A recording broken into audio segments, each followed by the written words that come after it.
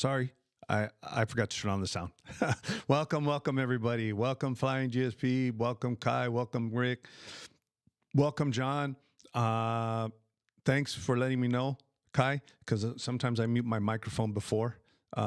So that's why you probably weren't getting any sound, but you should be getting sound now, because I should be going out over my main. And hey, Wilfredo, how's it going? Jim, how's it going? Good morning, everyone. Blaine, good morning from La Paz. Welcome, everybody. Today, I just wanted to touch on a couple of things. You can hear me now? Great. Yeah, I had the microphone muted by accident. This time, I hope I got the time change right, because last time when I was in Cabo, I didn't realize the time had changed.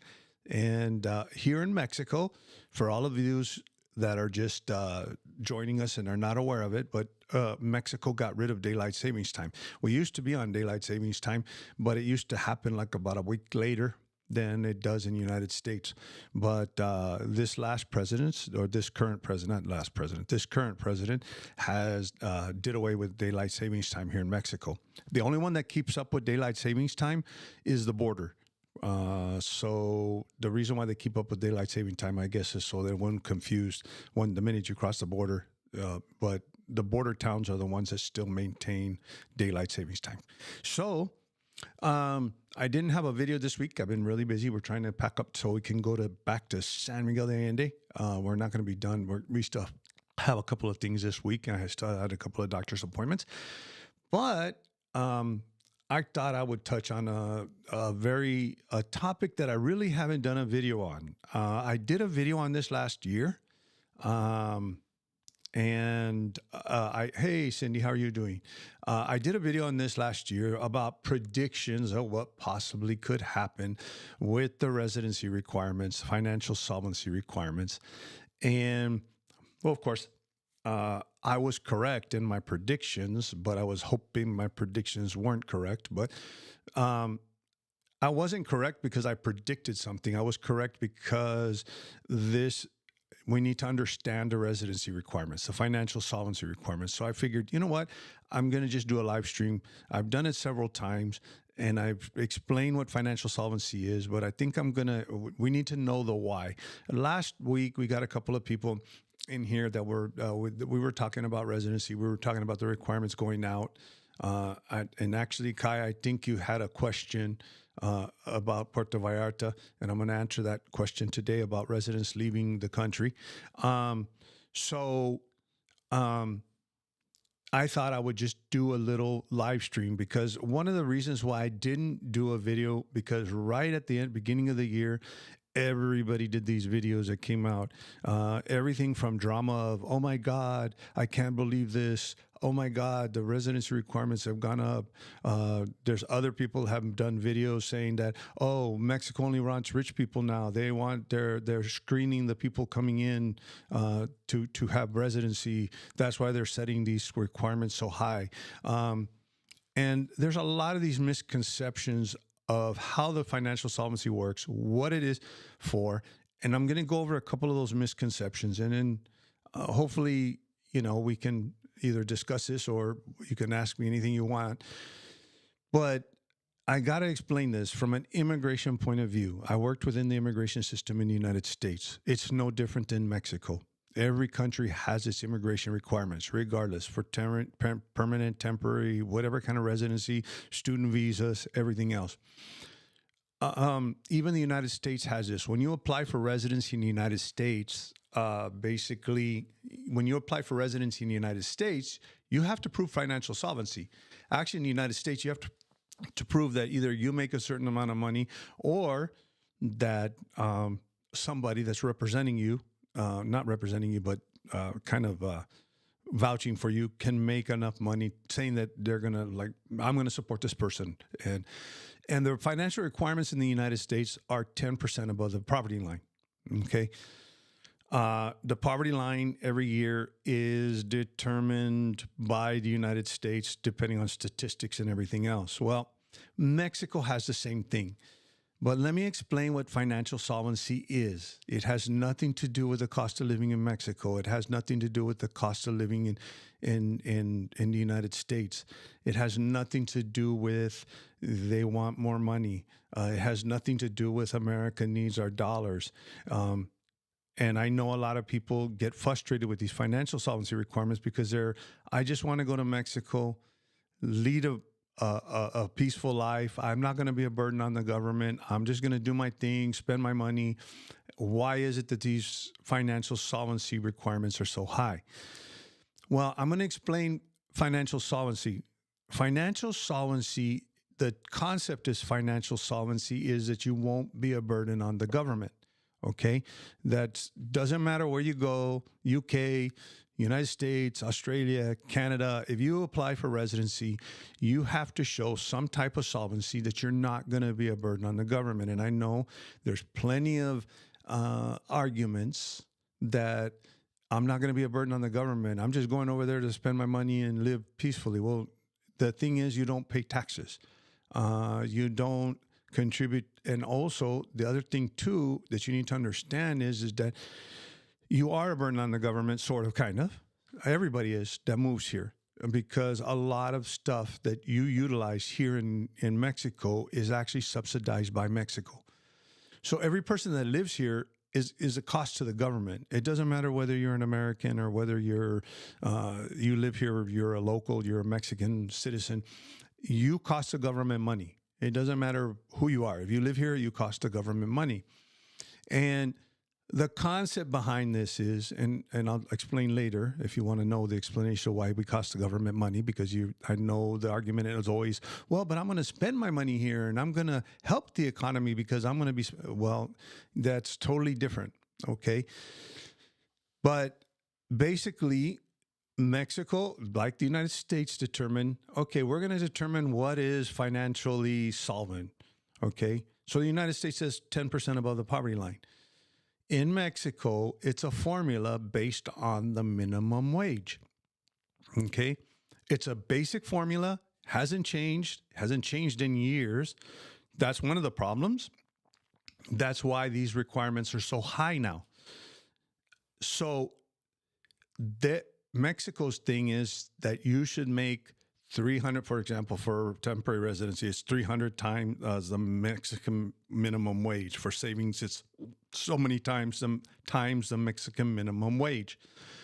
Okay, the reason why it's that is because Mexico used to utilize the minimum wage for any kind of for example, fines, everything else. It was always for a fine. It's 10 times the UMA or 5 times the UMA. I'm going to explain what the UMA is later. But in the old world, hey, Wham meets World, how's it going? In the old world, I'm not sure if I said hello to Wilfredo and John. And one of the things that Mexico has decided was that time, back in the old days, everything was figured on the minimum wage because they figured that was an economic indicator of how the economy was going. So it was 300 times the minimum wage, or it's all sorts of different fines and everything else. Back in 2016, the minimum wage has gone up or had gone up, and I don't know what the political thinking was at the time, but they said, you know what, the minimum wage is no longer, it was the former president, the minimum wage is no longer a good economic indicator. Let's put together this forum of economists and everything else to give us a better idea what a good economic indicator is. And that, and without going into all of the details, is what they call the UMA, okay? So you got the minimum wage, which is what the current minimum wage per day is, plus you got the UMA. In 2016, and I've explained this several times, the president basically mandated all agencies that when you start figuring your fines and when you start seeing, because you might even see this on the internet, oh, the fine for doing this is 300 times, not 300, 10 times the UMA, okay? The UMA is an economic indicator. It's in pesos, just like the minimum wage. So in 2016, he said everybody use the UMA. Well, guess what? Exterior relations, basically decided, and they have this authority to do this, even if the president says so, change to the UMA. Foreign Relations has full discretion. And actually, John Kent made a comment, and I want to bring this up. It's so much easier to get resident versus the USA. I'm very thankful for that. Yes, it is, John. It is. The USA process can take years, and here, if you meet the requirements, you literally walk out with your residency card. So basically, what happened was Exterior Relations chose in changing, because they have complete discretion, chose to keep the minimum wage as the economic indicator. Now, 2 years ago or a year and a half ago, not too long ago, AMLO, the current president, basically found out that immigration was not using the UMA. They were using the minimum wage. And he told immigration, you better change your ways, basically. So if you go to your local immigration office and you ask them, how much is my financial solvency, they'll probably tell you a lot smaller of a number than you see at these consulates. The problem is that the consulates still have full discretion. They don't have to use this formula that they're using right now. They can use anything they want to. As a matter of fact, I'm going to show you on the internet, through Mexico Relocation Guy, an example of how these amounts vary, because each consulate has discretion to determine this financial solvency. The problem that exists is it doesn't have to do with Mexico as a government not wanting you here, number one. It has nothing to do with Mexico wanting the upper class to come here, as mentioned by one YouTuber, or high earners, as mentioned by a YouTuber, or other YouTubers that have said, oh, no, or even on Facebook, not even YouTube, Facebook. I always see these conversations when someone says these requirements are so high. The answer is always, well, Mexico's getting pickier now. They want higher quality people, blah, blah, blah, blah, blah. That is not the case, okay? If that was the case, there wouldn't be alternative programs like the regularization program. We wouldn't have alternatives paths to residency. Everybody would have to meet these financial solvency requirements. Now, will that change, and will they go to the UMA one day? Probably, maybe. I've had this faith that they will for the last 3 years. And actually, even when immigration made the change, I had the same faith. It hasn't happened, okay? Will it happen with the next president? We don't know, because like I said, the front runner is from the same party. And actually, my guess is that if the front runner wins the presidency, you're still going to have the same secretary. Hey, Jack, how's it going? The Secretary of Exterior Relations is going to be the same just like the Secretary of State. Basically, the equivalent to the Secretary of Exterior Relations is the equivalent to the Secretary of State in the United States. And I relate everything, and I know I have some Canadians here. Excuse me if I relate everything to the United States, because I'm more familiar with that system.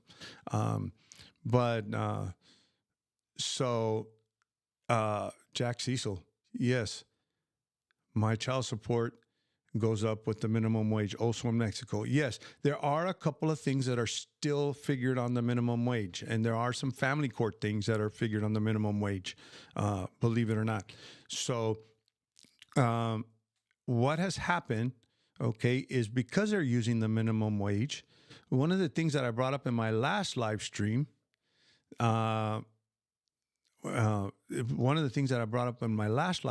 is that this presidency has increased the minimum wage more than any presidency in the history of Mexico. Mexico has never seen such an increase in the minimum wage. If you look at the minimum wage 6 years ago versus the minimum wage per day today, it's literally, we're talking about 20 to 25% increases every year for 6 years. Okay, so what happens? You've got a system that's based on 6 years ago, still continuing to be 6 years old, and it's probably even older. I don't know when it was actually put into effect, but older. But you have that system not changing, but you have the system of the minimum wage going boom, boom, boom, boom, boom. And before, Mexico always figured, okay, if there's a 5% increase in the minimum wage, there's a 5% increase in the United States, we're kind of equal, right? So if 5% goes up on the minimum wage here in Mexico, 5% goes up in the United States, or 3%, or whatever that might be. So we're going to be equal. So the minimum wage is going to equal the financial solvency somewhere else. But that hasn't happened. Hey, Stephanie from Minnesota. And so that's what we have to look at. Is it's not necessarily Mexico being picky, okay? Like I said, we wouldn't have the regularization program. The regularization program has changed things a lot, and it also was supposed to go away a long time ago. So this is why you have these solvency requirements, because it's based on will it change? I don't know. But the next misconception that I'm going to debunk is, well, financial solvency, I can afford to live in Mexico on my Social Security or $3,000 a month, but I don't make the $4,000 a month. I can live very comfortably in Mexico, or I make just as much as a doctor or a nurse. That's what I think in my last live stream I was talking about, trying to compare the middle class and try to compare classes by salaries and stuff. And if I make just as much money as a doctor in Mexico, why am I not considered financially solvent? That's a misconception. It has nothing to do with you making just as much money. It has nothing to do with you being able to afford to live here. As a matter of fact, not too long ago, there was a rumor going around on the internet that was spread by a YouTuber that if you can show you're retired and you can show that you have a livable income, therefore you can go to the consulate and request permanent residency and get your permanent residency. All you have to do is show them a pension letter, because a pension letter is going to show them that you have affordable income. And they even went out of their way to put this on a YouTube video with the lawyer saying this is the law. They even put the law up, okay? The law basically says it actually is the requirements for permanent residency. And the law says this, it actually states that you need to be retired, of retirement age, to qualify. There's also humanitarian. There's about 3 or 4 different, but under section, I believe it's section 3. Don't quote me because I haven't looked at it lately. But it even says that you must be retired. And that's why some consulates, you have to be of retirement age or show a pension letter to go straight to permanent. And you must show a livable income. Okay. Well, guess who decides that livable income? And the funny thing is even in that video, when the lawyer came out and showed the law and everything else, he even stated the consulate makes the decision. Okay. So livable income to the consulate could mean financial solvency. Okay. The consulate sets that livable income, not Mexico, not statistics, nothing sets that livable income other than the consulate. Okay. That's what we need to understand. Now, what I'm going to show you right now. Hey, Lambda, hey, nerd, how's it going? Is I'm going to go into Mexico Relocation Guide, and I'm going to kind of show you some of the differences, and I'm going to explain why there's some differences. Okay, if you look here, like Albuquerque's $4,384. Just last year was at $3,500. I mean, it's almost gone up almost $1,000. Brownsville, Chicago. If you notice these first numbers here, right up here, right up here, they're about the same. They're about the same. But then you come down here and you're going, wow, New Orleans is $3,700. Presidio is $3,100. Raleigh, North Carolina is $3,100. But then it goes back again. And San Francisco's kind of low. And these are just a sampling of consulates. That's what I wanted to, and it's not all of them. I'll put the link to this sampling. I believe Las Vegas also has lower requirements. But the reason for these requirements is, and the reason why you see the variety, you'll see 4,600, 4,300, is because they also determine the exchange rate. So they might say you need 50,000 pesos, according to the formula, but we're going to do that exchange rate at 17 to 1 or 16 to 1 or 15 to 1 or 20 to 1. So those are why the numbers vary. Now, some of these other consulates, you're like, well, some of them are down to 3,400, 3,700. That's almost $1,000 less. Why is that? Well, it's because those consulates, they each have a consular general who actually sets the amount. They also have the discretion individually. 1 minute here, second. Let me take a drink here. They have the discretion individually. So some consulates, now it doesn't make sense. I think if you plug the UMA number in here, maybe it might meet $3,700 or maybe close. The UMA actually is lower. But some of them maybe have used the UMA. I think the last year somebody figured it out to 200 times the minimum wage or the UMA. So they have maybe altered a little bit to say, hey, maybe we should lower it a little bit so we can help some people out here. Now, on the other end, what you have is you have immigration that's saying, okay, you met and here's the thing, you meet them financial requirements, you're going to meet them for sure when you come here and do your stuff because you got your visa. So that's the reason for financial solvency. So anybody thinking that, oh, well, I'm not going to hurt anybody. I'm just going to go and spend my money there and blah, blah, blah, blah, blah, blah. I can live there. I make as much as a nurse or a doctor. And that's the biggest fallacy. I've already discussed that last week. And that has nothing to do with it. It has to do with maybe even politics. I don't know. Maybe the consular general woke up on the right side of the bed and he said, you know what, let's go lower. Maybe in that area, depending, they say, well, most people in this area don't qualify. Now, here's the thing with all of these different requirements.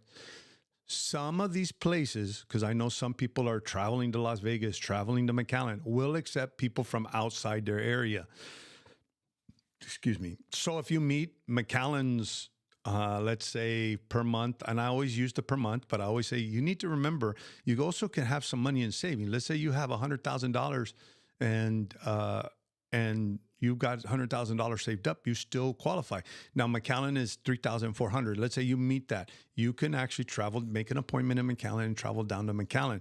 Now, some of these other consulates you need to live within the area. So those are the things you need to look into. Now, alternative ways of getting residency, because this is another thing that's really big that, oh no, everybody focuses on it. Financial solvency and there's other ways of getting in. Okay, let me tell you the other ways of getting in. The regularization program, which each NAM office has different requirements, but basic requirements is that most of them right now are you had to have an entry before 2023 and you have to be on an expired FMM. Okay, so you kind of like overstay your FMM and then you go and you apply and then you get regularized, what they call regularized.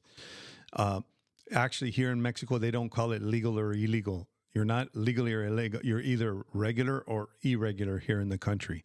So they're changing you from irregular to regular. So basically, the regularization program, which is a game changer that people have said it could go away at any time, and it can, because it's existed all. This is nothing new. This program existed way before they even implemented the program. It's within the law of immigration to be able to do this. And they just have implemented it, but they can also unimplement it whenever they want.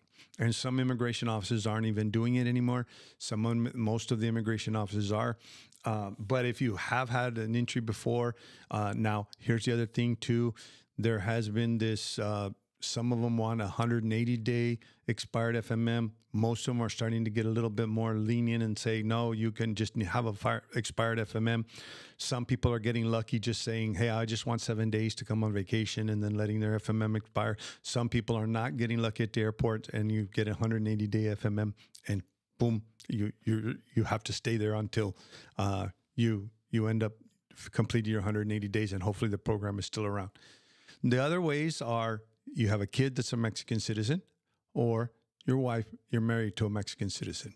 Now, there's other ways, and I know other YouTubers have mentioned this, that there's a humanitarian. There's even a YouTuber here that claimed political asylum from the United States because he used to do YouTube videos.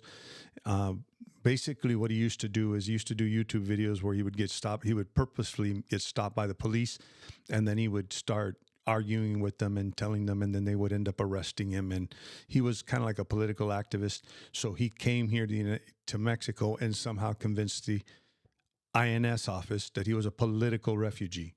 Okay, so, but those refugee statuses are, and then of course there's statuses that the migrants coming from South America are getting residency here. But you got to remember, all of these refugee statuses, United States, Canada, UK is not a refugee country. Okay, so even if you were able to try to say that even political asylum here, any place that you claim political asylum, basically political asylum is that if you go back or you return to your country, you will face political consequences. In other words, you'll be put in jail because of your political ideology, or maybe there's a dictator in that country, and the minute you go back, they're going to give you the death penalty or something like that. That's a political refugee. Okay, so that, even though that, oh yeah, there's alternative message, you can claim political. There's a YouTuber that claimed political refugee status. Now, how he got it, I have no idea. I have an idea that maybe he actually got it. He actually got it because of his activism in the United States, and he convinced somebody that he's going to be, I guess maybe he had an arrest warrant back in the United States and he's going to get arrested for his activism. So that's basically the bottom line. And to answer your question, I know Kai did on my Nerd Uno. Prices in Mexico are going up a lot. I have seen a lot of things double in price. So have I, Nerd. I have too. Lambden, how's it going? Feliz Domingo. John Kent, more likely to be successful getting a short stay FMM when driving across the land border. Yes, that is true, Kent. I've explained this as far as driving across the border. When you come in on a plane, actually, I'm going to put this up so those of you who are barely joining, when you come in on a plane, you actually pay a tourist fee, okay? That's usually your first 7 or 14 days is free. I guess, I don't remember. I think it's 14 days is free. You don't have to pay anything. But you automatically kind of pay for your 180 days when it's part of your airline ticket, okay? When you come across the land border, you can say, I don't want to pay. I want the free one. Okay. And that's where you can get a short stay FMM, more than likely than you can coming in on an airport. Now, there has been some luck at the airports coming in saying that they want so many days. Actually, I know that for sure, I know Sonia Diaz out of San Miguel has been successful in having people that come into León and Querétaro airports, I believe, and ask for short stays. Any questions? Oh, and Kai, I know you had a question about leaving. This was another thing that came up in the last live. There's some questions about leaving and entering because they're stamping passports now. Okay, even for people that are coming in on FMMs, they're stamping passports. Before, the procedure was, if you're a resident, temporary or permanent, and it still is, that you have to check out of the country and check back in. Why? It's for statistical reasons, and also if you plan to get your Mexican citizenship, they need to know how many days you are out of the country, either by checking the system, and if the system is wrong, checking your passport. Hey, I have a stamp that I left this, and I was only gone for 7 days. You cannot be out of the country more than 180 days in the previous 5 years. Okay, if you're applying for citizenship. So, like next year, if I apply for citizenship, I have to show within the system that I haven't left the country more than 180 days. And it's also for statistical purposes. You're not going to lose your residency. When you come back, you might get a lecture of why didn't you check out, but they're not going to deny you entry, okay? Kai brought up that she left out of Puerto Vallarta. Okay. There are several airports that have already implemented a system electronically connected. I don't know. This is what was told to me, that it was eventually going to be connected to the ticketing system in the airlines. So whenever you have an international flight leaving, you're going to automatically be checked out. Okay. I don't know if this is being implemented, but I know that in Puerto Vallarta, they are not requiring for you to check out with immigration. Immigration, I think Kai said immigration wouldn't stamp your passport because they said you don't need to. Here is the only problem with, and I know, Kai, you had mentioned that I had always advised that make sure you get your passport stamp. Make sure, and I even told American Dream, Chasing the American, we talked about this last week, how I told them, when you're leaving the land border, get an exit stamp. Because someone even asked, how about leaving the land border? You should get an exit stamp and get an entry stamp, but nobody checks. So if you leave and you come back, you're not going to have an issue. The issue that Joe was going to have with Chasing the American Dream and his wife, Brittany, is they were going to have a problem coming back because they were going to fly back and then they don't have an exit stamp. And I even told them, look, just get them to stamp it. That way, if they say it's not in the system, oh, well, it was stamped. Now, here's the thing, Kai, let's say you fly into Mexico City the next time, you may get some questions as to why isn't your passport stamped? Why didn't you check out with immigration?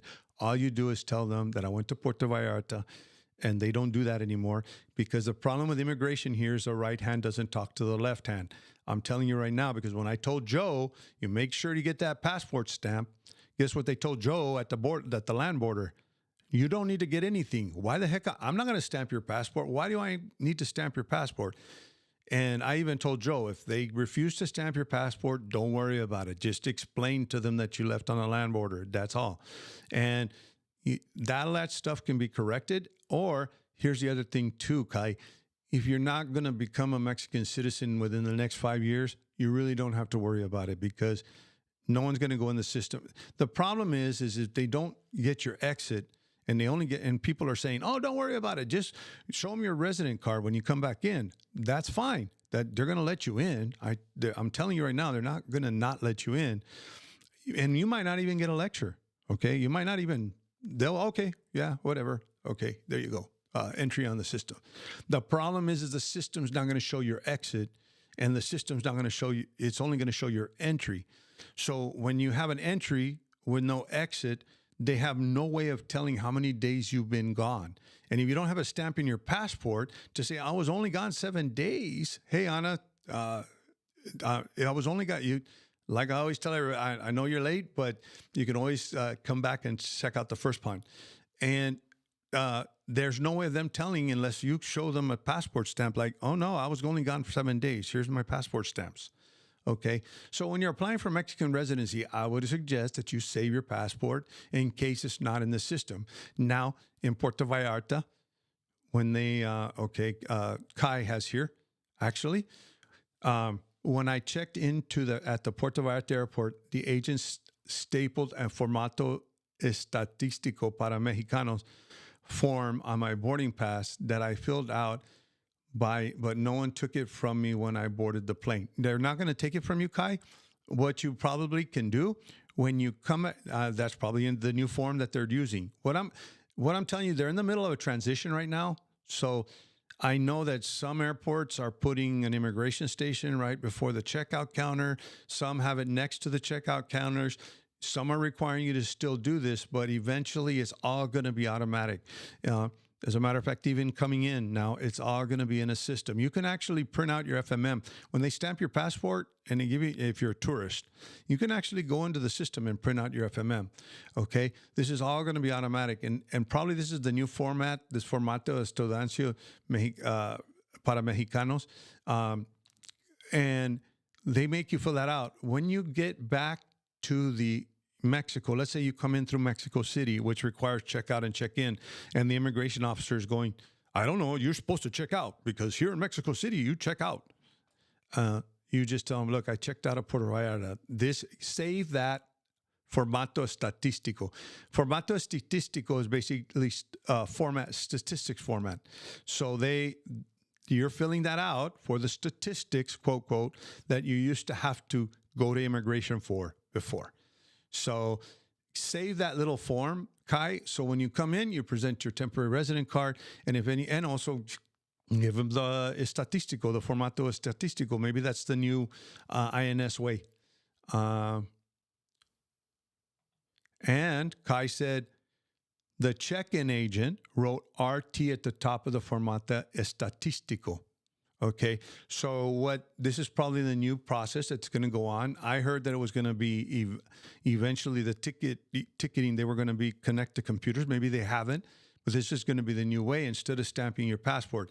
So when you return to Mexico, the agent will have that formato estatistico, and they'll be able to put that in the system. Okay, so that's what instead of have an FMM, Kai, that's what you're going to return, the formato estatistico with your resident card. And that also, I would keep a copy of that.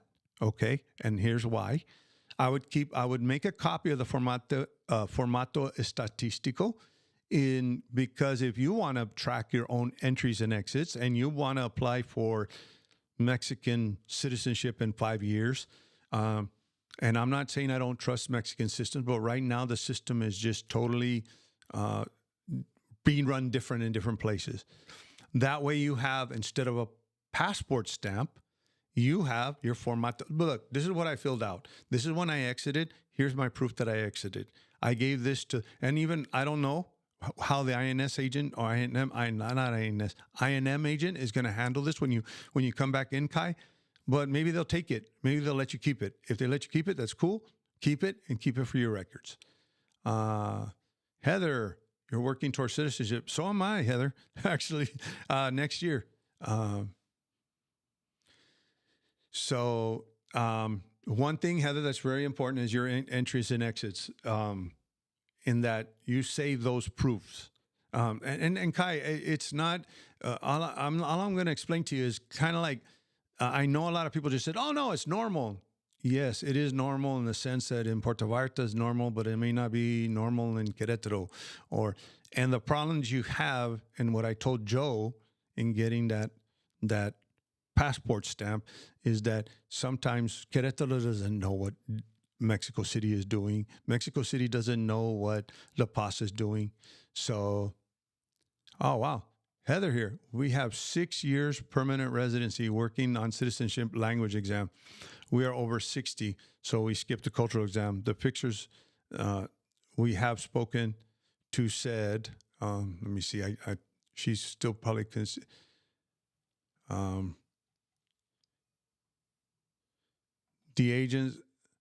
the agent said, make sure to get an exit and entry even when driving across. So we are documenting and getting stamps where we can. Exactly, Heather. And here's the thing with the land borders. And I even warned Joe of this.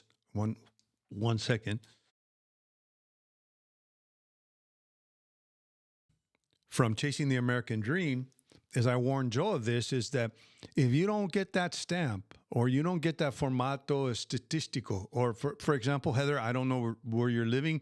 Maybe your airport does the same thing as Puerto Vallarta, where you're getting the formato estatistico. If you can't get a stamp, make a copy of the formato estatistico. That way you have proof that I exited. They didn't have a booth in Puerto Vallarta. So I exited. This is the day I exited, and this is the day I entered. Also, I know that you do have to renew your passport. They usually send you your old passport and your renewed passport back and I think your old passport gets a hole in it. Keep those old passports. Puerto Penasco. Okay. So you're right. You've got a land border crossing. So you're in a different situation. Most land border agents are going to say, I don't know what you're talking about. The reason why most land border agents are going to say that, and probably Heather, since I'm almost sure you've crossed the border, and probably they're kind of familiar with you guys now, or probably familiar with the process because you guys have done it. Yes, we're keeping our old password. Awesome. You're doing the right thing, Heather, and getting those exit stamps. And even if they don't put you in the system, because what's happening at the land border, what happened with Joe at the land border was, oh, we don't need to do that. You don't need to do that here. You don't need to just stamp it, please. Just stamp it. por favor, stamp it. He just, I don't care if you put it in the system or not, just stamp it. That way you have that. And probably more than likely at the land border, they're just stamping it for you and they don't care because they don't deal with that. For example, right now, if I go to McAllen, Texas, and I exit and I go straight through the bridge, nobody's checking me out on the way out.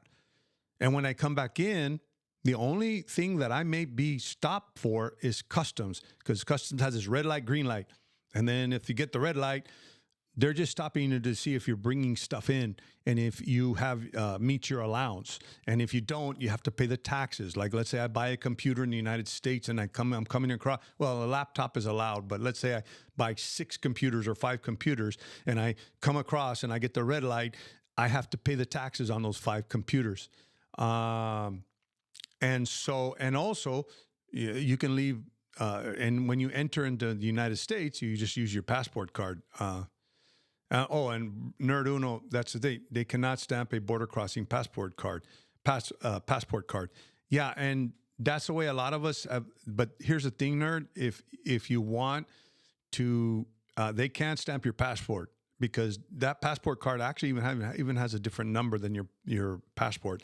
You can leave the United States on a passport card and enter the United States on a passport card, but the passport card is for entry into the United States. It's not for exit from Mexico.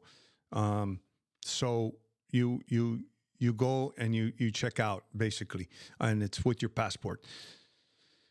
And here's the check out Belize border. I live in Cozumel. Yeah, a lot of people that live in Cozumel, that live in the Riviera Maya, they go to Belize, especially if they're running every 6 months for the 180 days. And so the thing about it is that you want to get those passport stamps. And even if they say, I don't get some documentation, especially like for people that are in Heather's case, that you need Mexican residency. And I want to document how many times I left and how many times I came back in. But like I told you, if I leave McAllen and I come back in and I don't get a red light, I keep going. As a matter of fact, there's been people, there was even a YouTuber couple that made it all the way down to Quintana Roo. And they were like, where do we get our FMMs? And they even went to immigration, and immigration goes, you should have gotten that at the border. You're irregular here. And actually, immigration didn't do anything to them. And they literally did a video driving back to the border. Oh, shoot. But nobody stopped us. Well, nobody's going to stop you at a borderline crossing. The only reason why you'll get stopped at a borderline crossing is if they want to search your car for any illegal contraband or for stuff that you're going to owe taxes on. So, John Ken, I have permanent residency. In October, I flew to Arizona and drove back, but missed getting any entry stamp. Should I go somewhere to get a stamp to show that I'm back in Mexico to later pursue citizenship? John, probably you came in. Let me see. You're out of La Paz. La Paz Airport was one of the first to implement the electronic FMM. So more than likely, John, when they checked you in with as a permanent resident. You had to go through the immigration filter. So, yeah, I would try to get a passport stamp the next time coming in and out, but I wouldn't worry too much, John, because you were probably checked in. La Paz Airport is one of the first airports that implemented the electronic FMM system. So, more than likely, you've been checked in, and it'll be in the system. You have an exit stamp, and you tell them what date you came in, and they can more than likely check. Jack Cecil, talking about citizenship, the cultural exam is a doozy. I use the online app to study. It's so difficult. I used to offer cervezas at an outdoor bar in Guanajuato to anyone who could pass an 8 out of 10. Only one ever passed.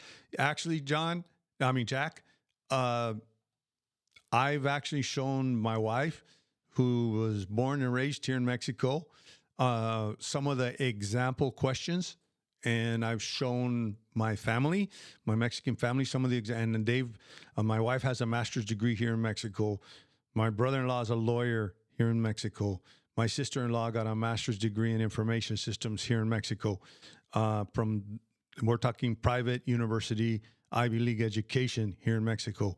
And probably they weren't able to answer a lot of the questions. Probably maybe 1 out of 5 they were able to answer, but it is a doozy. That's why I'm waiting till I'm 60 so I can just do the language part. Used to INM in Juarez asked how long staying, come back for a few hours after the VA. He said, tengo uno problema. The jefe said, just go and come back. But now it's Juarez Airport. It's Juarez more streamlined. Yeah, thanks for the info, Jack. I'm not, you know what, Juarez, I'm not too familiar with. That's crossing El Paso. But like I said, you on those entry and exits, you just want to get them documented the best way you can. Because right now, to be honest with you, it's a new system that was implemented, but it's going to take years before everything catches up. Everybody catches up to everybody. And, you need to understand, because everybody even says, well, how come there's no uniform policies? Well, maybe one airport has a system, the other airport doesn't have the system yet. So immigration is just making it up as they go. That's bottom line. They were thrown with a bunch of stuff to implement. And the only thing I can say also, the other thing that I need to warn you, when checking in, do not check in through the kiosk, even if the kiosk will let you check in. As of now, it's all for tourists only. I have never gotten any indication. There's supposed to be, Mexico's supposed to set up a trusted traveler program where you're going to get a card saying that you're a trusted traveler and you should be able to, and it will be available to residents from what I understand. And this trusted traveler card, you'll be able to present it at those kiosks and be able to, but that hasn't been implemented yet. And when is it going to be implemented? Have no idea. So, any other questions? Not necessarily what do you call it? Related to residency? Oh, wow. I changed the background. Ha. Let me see here.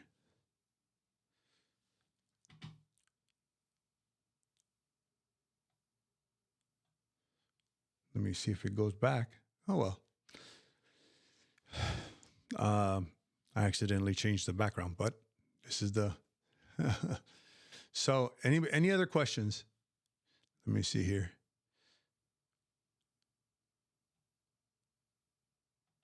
Okay, we go through the INM office at Sononyata, and they do help us. Yeah, and probably since you've been going through there, they already know, okay, these people want to check out. Check out Belize for border. I live in Cozumel. Yeah, many people go to Belize to do the visa run thing. At one time, Belize was cracking down on that. I don't know if that's what you were talking about as far as, or if you want to exit and come back in on the VFMM and with limited days. I don't know if that's what you're referring to, that you can get limited days for the regularization program.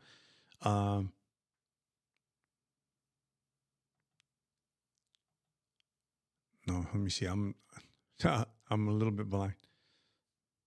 How are mosquitoes in San Miguel de Allende? Actually, I couldn't tell you if there's any mosquitoes right now because I'm not there, Kai. But I haven't. It's a dry climate and a desert climate, so you don't get a lot of moisture. Now, during the rainy season, yeah, it's not as bad as the mosquito problem isn't as bad in San Miguel that it may be in the Riviera Maya and other areas. I got eaten alive by mosquitoes in Puerto Vallarta at my Airbnb in the hills. Yeah, that you got to remember Puerto Vallarta is near a beach, so you're going to have a lot more moisture, a lot more for mosquitoes to. Now we do get mosquitoes in San Miguel when it's really rainy, but Donaldo Lopez, how does capital gains work if you sell your home in Mexico as a resident? Donaldo, The way capital gains tax works, there's a certain exemption. First of all, you have to have an RFC. Then make sure you have an RFC. There is a homestead kind of exemption here in Mexico. You have to have an RFC. If you've lived in that, I don't know how many years it is that you have occupied, the house. All right. You occupied the house for so many years and you are exempt from paying capital gains tax. Now, let's say that was a rental property, investment property. Now, I have when people tell me that, well, what if I had this property, but it was only mine? Uh, Basically, the one that's going to figure that out is going to be their notario. So basically, if you have your RFC, you show that you were a resident in that house for more than so many years, you're exempt from capital gains tax. All right. So you don't have to pay capital gains tax. And we're talking about capital gains tax here in Mexico. Okay. Remember, you have a capital gains tax still in the United States if that's where you're from, Donaldo. And that you'd have to speak with we were going to sell our house in San Miguel de Allende, and we spoke to our accountant, and he says, yeah, well, you're going to have to report it, but then we'll be able to do the same kind of thing, I guess, and get the exemption, the homestead exemption, because you still have to report that income. Now, here's the thing. Let's say you don't qualify for the exemption here in Mexico, and you have to pay the capital gains tax here in Mexico. You don't have to pay it in the United States. You'll claim the exemption that you already paid the taxes in Mexico. So best case scenario, you don't have to pay anything, but make sure you have an RFC.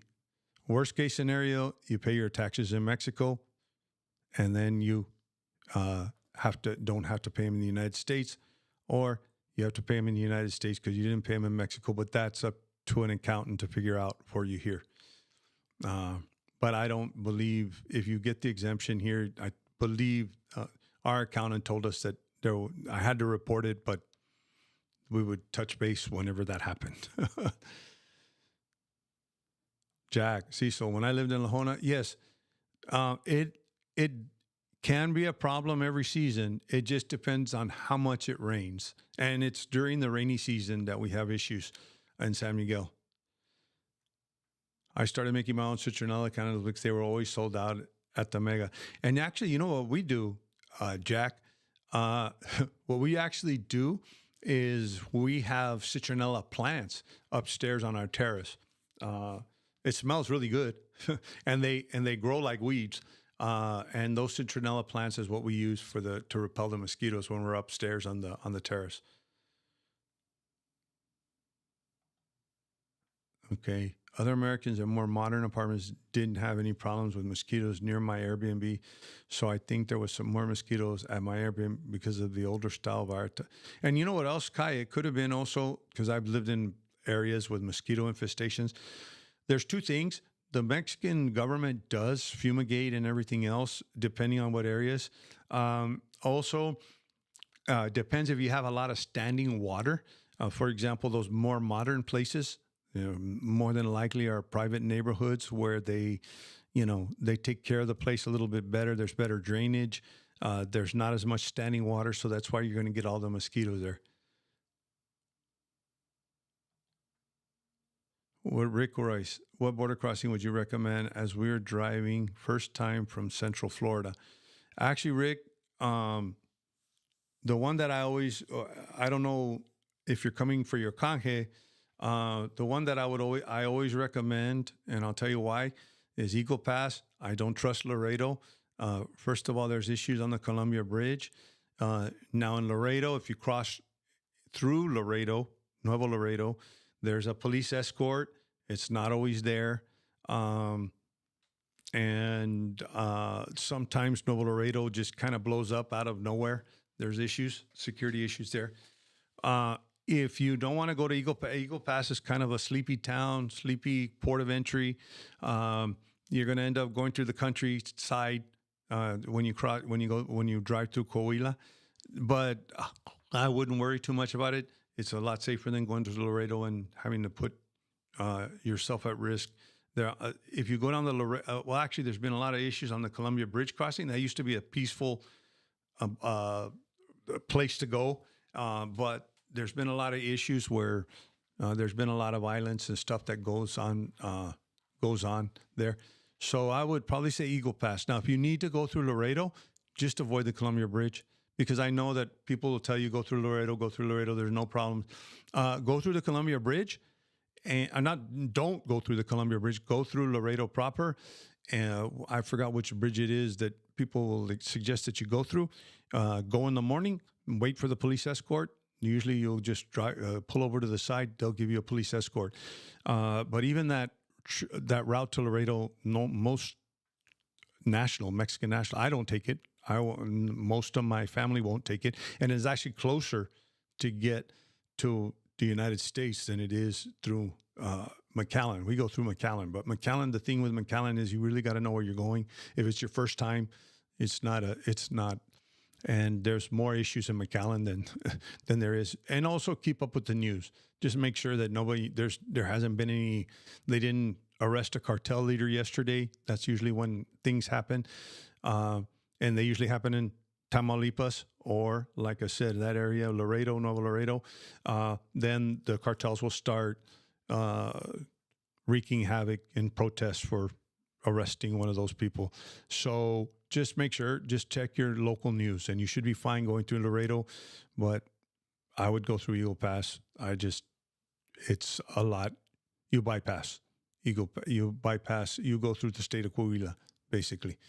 And by the time you get into Nuevo León, if you're coming through Monterrey, you're already it's pretty smooth sailing, pretty much. So thanks for all the tips. Oh, and actually, good idea. Lavender works too. Yes, it does. We also have some lavender there too. We have some lavender here in Monterrey too. Thanks for all the good regarding the mosquitoes, everyone.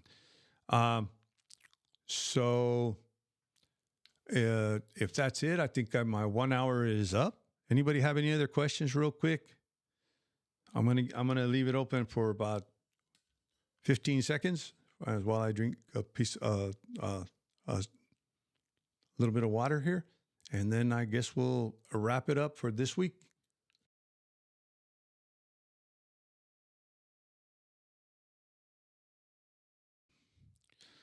All right, I guess I'm going to wrap this one up for this week. I hope I answered your questions and got rid of some of the myths that surround these financial solvency requirements. Like I said, hopefully they'll start using the UMA. You'll see those numbers go down.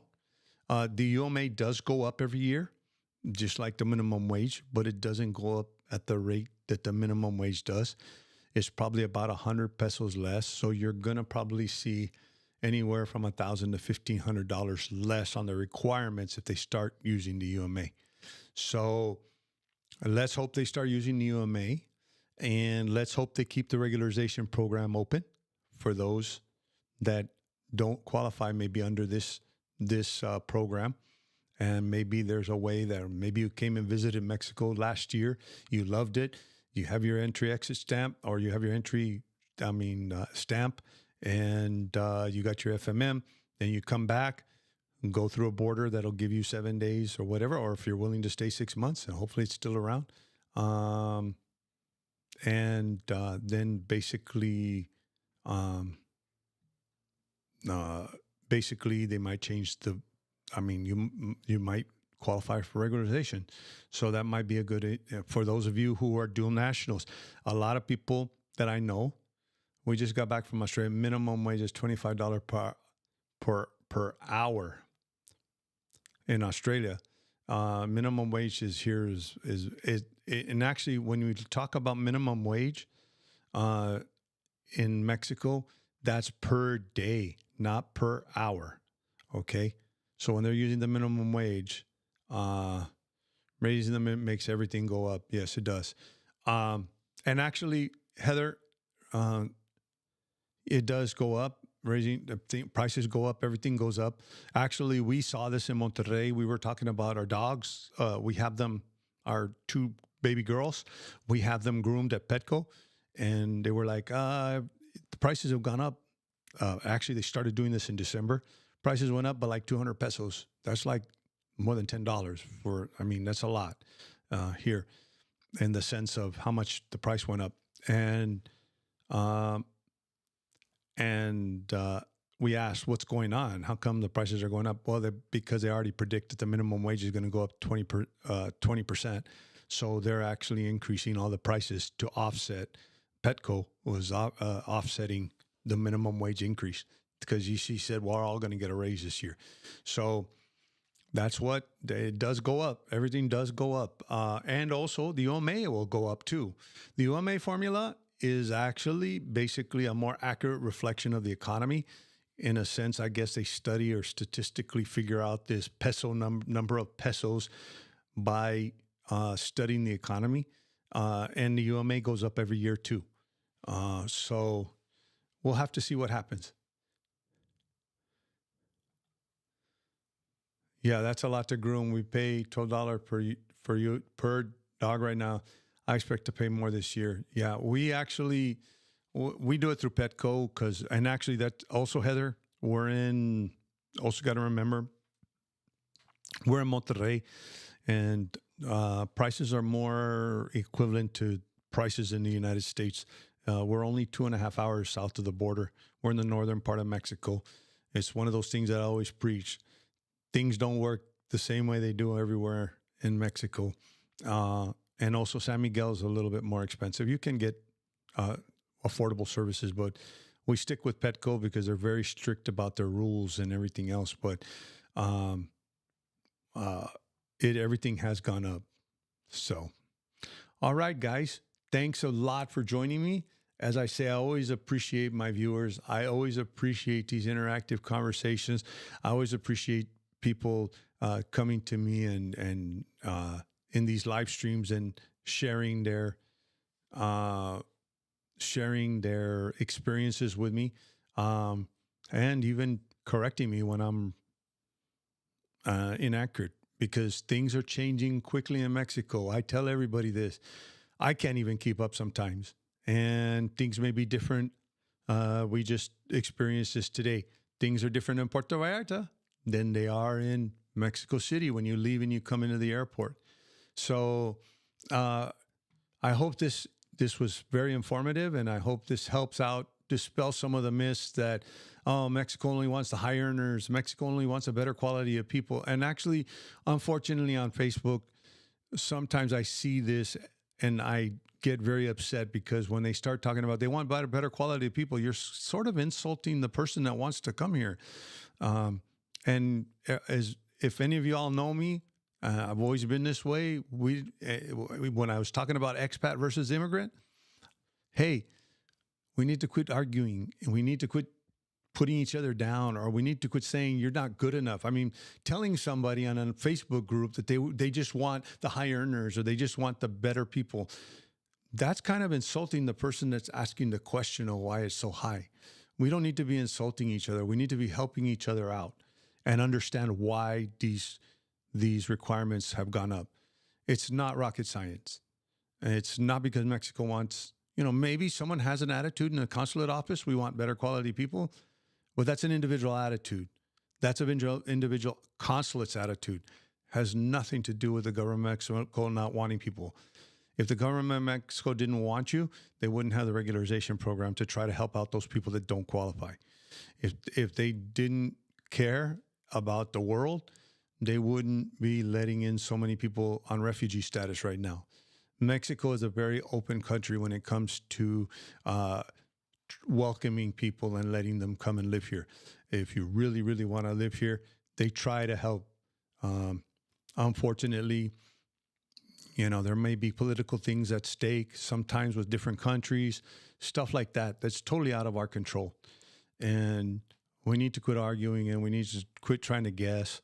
If today they're giving 180 day FMMs, and tomorrow they quit, and then the next day they don't, and then someone else says, like